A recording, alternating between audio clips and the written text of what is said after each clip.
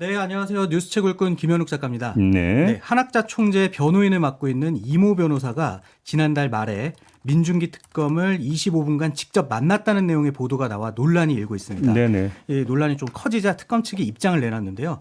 이모 변호사가 다른 사건으로 담당 특검보를 만난 후 돌아가는 길에 인사차 잠시 민중기 특검과 차담을 나눈 것이라고 해명했습니다. 이 한마디로 변론이 아니라 인사 차원이었다는 건데요. 네. 하지만 통일교 법무보고에는 변론을 한 것으로 돼 있어서 논란은 좀 가라앉지 않고 있습니다. 어느 쪽 말이 맞는 겁니까? 참고로 KBS 취재진이 확보한 통일교 내부 문건을 보면 특검이 국민의힘과 통일교 조사를 매우 골치 아프다고 한다.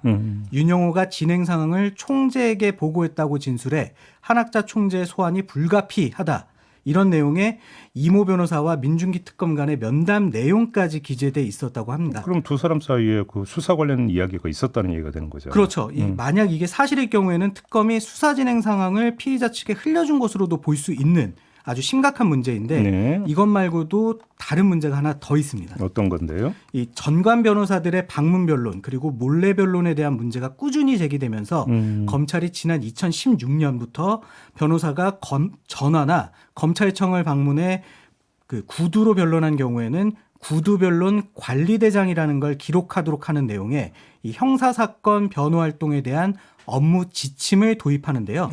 예, 그럼 대체 누가 어떤 내용을 기재하는 것인지 궁금해서 제가 검사 출신 변호사에게 물어봤거든요. 네.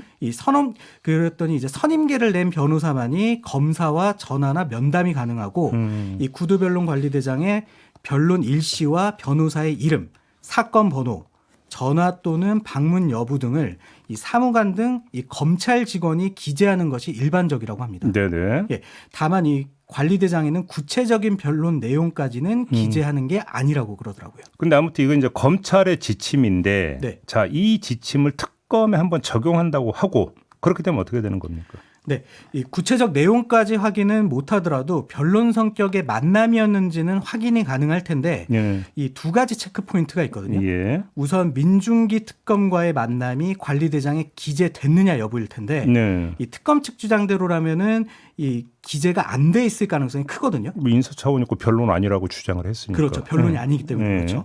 그러면 통일교 내부 문건이 사실일 경우에는 이 관리대장이 기록하지 않은 것 자체가 문제가 될 수 있고요.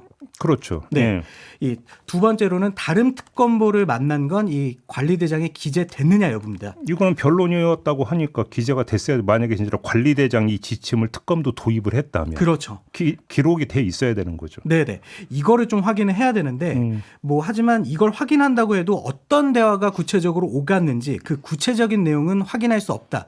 이런 좀 단점이 있을 것 같습니다. 그렇겠네요. 네. 예. 그러니까 어떤 얘기까지 나눴는지는 설령 관리대장이 기록이 됐다 하더라도 확인할 방법은 없다. 네네. 이런 얘기가 되는 거네요. 네, 맞습니다. 알겠습니다. 그리고 오광수 변호사고 김호수 변호사는 뭐 변호인단 그다음에 법률 자문단에서 일단 사퇴했다. 이런 네. 보도도 어제 있긴 했더라고요. 네네. 알겠습니다. 잘 들었어요? 네, 감사합니다.